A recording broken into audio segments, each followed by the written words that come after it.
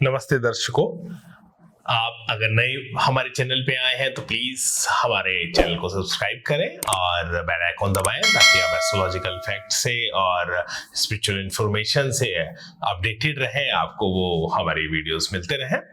आज हम इस वीडियो में बात करेंगे एक बहुत ही ज्योतिष के गहरे विषय पे कि लगन और राशि में क्या अंतर है।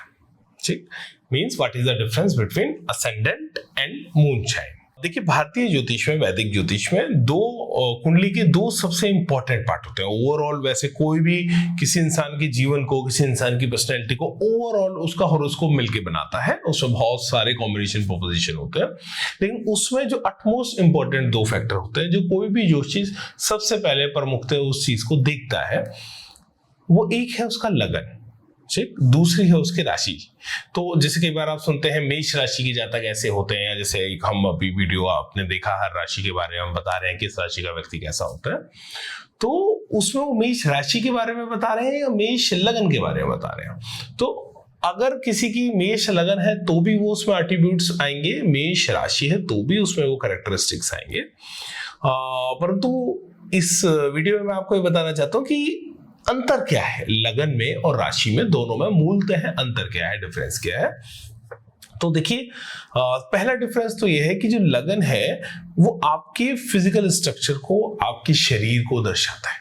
ठीक, और लगन है क्या, यानी जिस समय किसी व्यक्ति का जन्म होता है उसमें ईस्ट होराइजन पे, पूर्व क्षितिज पे जो राशि उदय हो रही होती है, ठीक ना, तो लॉन्गिट्यूड लैटिट्यूड के हिसाब से लगन तय होता है। तो अगर मॉस्को में एक एक्स लगन है तो हो सकता है दुबई में वाई हो, दिल्ली में कुछ और हो, या यूएस में कुछ और हो।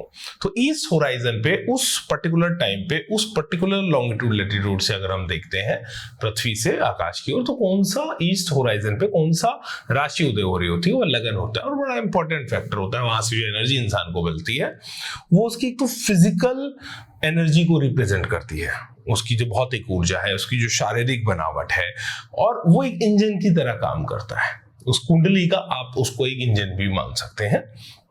तो वैसे तो चार फैक्टर हमारे गुरु जी से बताते थे कि भाई लगन, लग्नेश, चंद्र, चंद्रेश। लगन लग्नेश मतलब सपोज करिए किसी का लगन है वृश्चिक लगन और उसका स्वामी है मंगल, और किसी की अगर चंद्र राशि का मतलब यह है चंद्रमा उस जिस दिन इस जातक का जन्म हुआ चंद्रमा किस राशि में था। तो सपोज कीजिए चंद्रमा मीन राशि में था जिसका स्वामी है बृहस्पति, तो लगन, लग्नेश, चंद्र, चंद्रेश, अगर ये चार फैक्टर किसी के ठीक हो गए, with the grace of God उसका जीवन काफी स्मूथ निकल जाता है। अगर बशर्ते बहुत ज्यादा कोई खराब दशा ना आए, लेकिन अगर कोई वैसी भी खराब दशा आती है तो वो ओवरकम कर जाता है उन सिचुएशन। यानी आप एक मजबूत शिप में है और उस शिप को चलाने वाला जो नाविक है वो बहुत मजबूत है, तो लहरें ऊपर नीचे आई तो भी निकल जाएंगे, ठीक ना। लगन, लग्नेश, चंद्र, चंद्रेश। अब इसमें हम आज लगन और चंद्रमा की बात कर रहे हैं। तो लगन क्या रिप्रेजेंट करता है, देखिए आपका ऑरा, आपकी पर्सनैलिटी, समाज आपको किस तरह देखता है।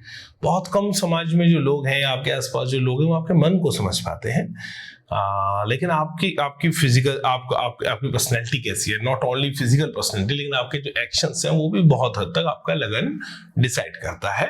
और आपका किस तरह का परसेप्शन समाज में जा रहा है उसको करता है, आपके एक्शन को निर्धारित करता है, और फिजिकल बॉडी को तो करता ही है। और जो चंद्रमा है, इन्हीं जो जिस समय आपका जन्म हुआ उस समय चंद्रमा किस राशि में था उसको हम कहते हैं चंद्र राशि। या जब भी कोई ज्योतिषी भारत में वैदिक ज्योतिषी राशि कह रहा है तो वो उस चंद्रमा का वो अर्थ है, उसका अर्थ है चंद्रमा किस राशि में है। तो वो आपकी सटल एनर्जी, यानी आपका जो राशि है वो आपके इमोशन को, आपके सेंटिमेंट्स को, आपकी फीलिंग को रिप्रेजेंट करती है।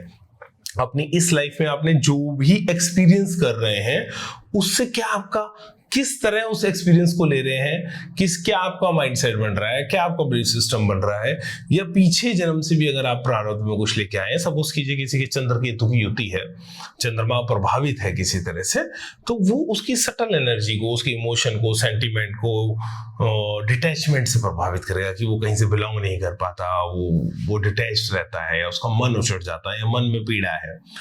तो ये दोनों कॉन्सेप्ट और इस पूरे जो हम आपको हर राशि के बारे में बता रहे हैं कि इस राशि का जातक इस तरह का व्यक्ति होता है, उसके ये गुण धर्म होते हैं, ये कैरेक्टरिस्टिक्स होते हैं, ये स्ट्रेंथ होती है, ये चैलेंजेस होते हैं। जब हम ये कह रहे हैं तो आप ये समझिए, चाहे उस व्यक्ति का वो लगन हो, चाहे उस व्यक्ति की वो राशि हो, दोनों में वो गुण धर्म आएंगे, दोनों में गुण धर्म आएंगे। और बाकी जो एक हॉरोस्कोप बनता है वो एक पूरा खूबसूरती के साथ बनता है। और जब मैं ये कह रहा हूं कि इस राशि के लोग ऐसे होते हैं, तो इवन तो अगर बहुत सारे किसी की कुंडली में बहुत सारे ग्रह उस राशि में बैठ जाए, सपोज कीजिए कि सिंह राशि में उसके अधिकतम ग्रह बैठ गए, या उसका लग्नेश, उसका चंद्रमा, और या उसके मुख्य जो ग्रह हैं सूर्य, बृहस्पति, 3-4 प्लैनेट अगर सिंह राशि में बैठ गए, तो सिंह राशि से वो गुण धर्म भी ले लेंगे और काफी हद तक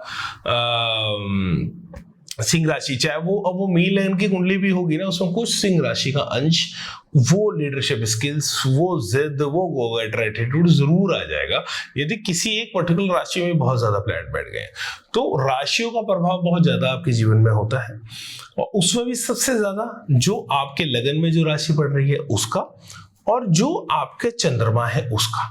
बाकी ओवरऑल हॉरोस्कोप एक पर्सनैलिटी तैयार करता है, और वो ओवरऑल हॉरोस्कोप आपके भीतर और बाहर के जगत को बताता है। परंतु भीतर के जगत को जब देखना होगा तो हम चंद्रमा को देखेंगे, बाहर के जगत को जब देखना होगा तो हम लगन को देखेंगे। इसको और एक डिटेल वीडियो इसमें आपको बताएंगे कि किस तरह से ये दोनों मिलके काम करते हैं, आपका राशि और आपका लगन। यानी आप सपोज कीजिए, अगर हाइपोथेटिकली एक सिचुएशन में बताऊं कि कहीं किसी को अपमान की फीलिंग हुई, ठीक, तो चंद्रमा उसका निर्धारित करेगा कि जैसे चंद्रमा अगर पीड़ित है उस कुंडली में, ये बहुत जल तत्व राशियों में बैठा है, तो वो व्यक्ति इमोशनल हो सकता है, रो सकता है, उसको बहुत बुरा लग सकता है। और उसी सेम इन्फॉर्मेशन दूसरा जातक है, उसको भी सेम फीलिंग हुई, सपोज करो एक साथ 4 लोगों को ऐसा हुआ कि कहीं प्रवेश नहीं करने दिया या कहीं किसी जगह से बाहर निकाला, तो एक व्यक्ति हो सकता है उस बात को इमोशनल सेंटिमेंटल ले, रोने लगे, दूसरा आदमी उसी बात पे अग्रेसिव हो जाए, तीसरा आदमी अग्रेसिव होने के साथ साथ वायलेंट हो जाए या विंडिक्टिव हो जाए, वो बदला ले कि मैं दिखाता हूँ तुमने मेरी बेइज्जती करी, और चौथा व्यक्ति लाइट को करे, अच्छा ठीक है, उसका व्यवहार था, मैच्योरिटी के साथ वो उसको लेके चले जाए, कोई फर्क नहीं पड़ता, मुझे क्या करना है, मेरे को वो सोचना है। तो ये चंद्रमा का प्रभाव है। अब जैसे मैंने कहा कि उनमें से लगन, अब 2 लोगों को गुस्सा आया, मैंने कहा तो एक वायलेंट हो गया, एक नहीं हुआ। अगर लगन मजबूत है या लगन पे मंगल सूर्य का प्रभाव है तो ये बहुत मजबूत, तो वो उस गुस्से को या किसी भी भाव को उसको एक्शन में भी तब्दील कर देगा। 2 तरह के लोग होते हैं, आप देखिएगा, एक पैसिव अग्रेसिव होते हैं, उनको गुस्सा तो बहुत आता है लेकिन एक्शन नहीं कर पाते। इट मीन्स क्या है कि चंद्रमा तो किसी गुस्से वाले ग्रह के साथ बैठा हुआ है या ऐसी किसी अवस्था में है उसकी राशि, परंतु उसका लगन उसको अलाउड नहीं कर पा रहा कि एक्शन करने के लिए। और लेकिन उसको अगर फील भी वही हो रहा है और उसका लगन मजबूत है, या उसका 3rd हाउस भी होने को कई बार 3य हाउस में राहु हो, मंगल देख रहा हो, तो भी ये हो जाता है। और खास तौर पर अगर लगन मजबूत है तो वो उस चीज को एक्शन ओरिएंटेड कर देगा, उसको उस चीज को एक्शन में ला देगा, चाहे वो कुछ भी हो, सिर्फ गुस्सा नहीं, कुछ भी। तो एक इंजन की तरह एक काम करता है। तो मन जो है, जो चंद्रमा है, वो आपके जीपीएस सिस्टम की तरफ आपके चाहिए क्या, डिजायर मन से आएगी। उस डिजायर को पूरे करने की क्षमता या उस डिजायर के लिए जो डिजायरेबल एक्शन होना है वो लगन से आएगा। आप इसको इस तरह ले सकते हैं। बाकी एक बहुत गहरा एक और कॉम्प्लेक्स एक संरचना है पूरा ये जो एस्ट्रोलॉजी है, हॉरोस्कोप है, जिसको आप सीखें, पढ़ें, समझें किसी वैदिक ज्योतिष से, तो डेफिनेटली आपको मदद मिल सकती है उसमें कि आपका इंटरनल सिस्टम किस तरह का बना है, आपके जो डिजायर एंड एक्शन में, फीलिंग एंड एक्सप्रेशन में किस तरह के रिश्ते हैं, कहाँ पे क्या कमी है, कौन सी ऊर्जा कहाँ स्टक हो रही है। बहुत अच्छे तरीके से इसको समझा जा सकता है। आई होप ये वीडियो आपके काम आई हो, आपको कुछ रिलेट कर पाए हो। और आप कमेंट बॉक्स में हमें बताइए किस तरह के सब्जेक्ट पे आपको वीडियो चाहिए, वो कंटेंट बनाने में निश्चित तौर पे हमें बहुत अच्छा लगेगा। और जुड़े रहिए, बने रहिए, please like, subscribe and share our channel. Thank you, नमस्ते।